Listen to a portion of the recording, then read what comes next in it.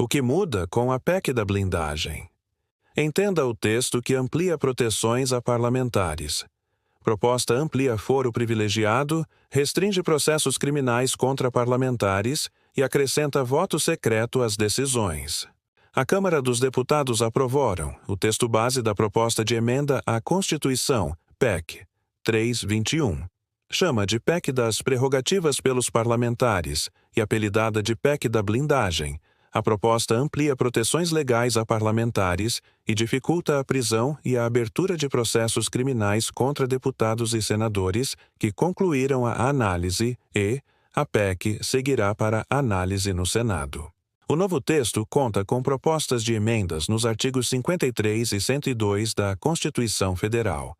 O principal impasse na proposta foi com relação à possibilidade de votação secreta para autorizar a abertura de investigações contra parlamentares, o que acabou sendo mantida. O dispositivo previsto no texto original da PEC, que empregava a medida para a abertura de processos de deputados e senadores, foi derrubado pelos deputados na terça-feira, mas retomado após manobra do Centrão nesta quarta-feira.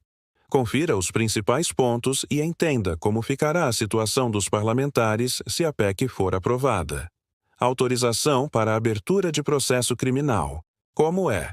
A regra atual não traz orientação sobre investigações criminais estarem sujeitas a aval da Câmara ou do Senado. Essa ideia de autorização prévia da Casa já esteve em vigor anteriormente. Estava prevista na Constituição de 1988, mas foi suprimida em 2001. Proposta da PEC. A emenda propõe que os parlamentares não podem ser processados criminalmente sem a autorização da Câmara ou do Senado. Logo, deverá ser decidido pela Casa em até 90 dias a contar do recebimento da ordem emanada pelo Supremo Tribunal Federal, se mantém ou não o processo criminal. A votação acontece de forma secreta. Prisão em flagrante. Como é? Atualmente, a Constituição prevê que os membros do Congresso Nacional não podem ser presos, salvo em flagrante de crime inafiançável, sem prévia licença de sua casa. Sendo assim, os parlamentares decidem, em até 24 horas, se mantém ou não a prisão. Nesse caso, a votação acontece de forma nominal. Proposta da PEC.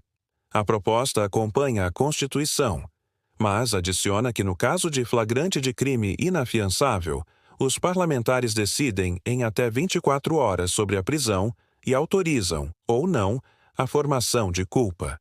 Nesse caso, a votação é secreta. Medidas cautelares. Como é?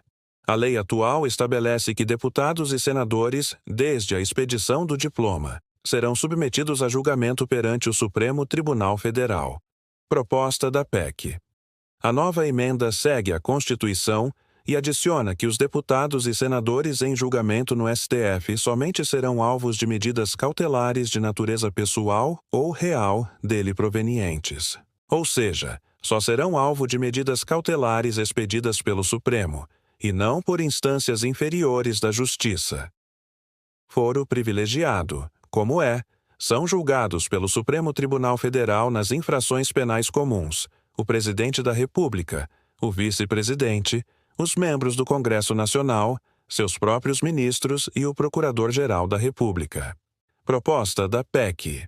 A PEC amplia o foro privilegiado e passa a incluir também os presidentes nacionais de partidos políticos com representação no Congresso Nacional.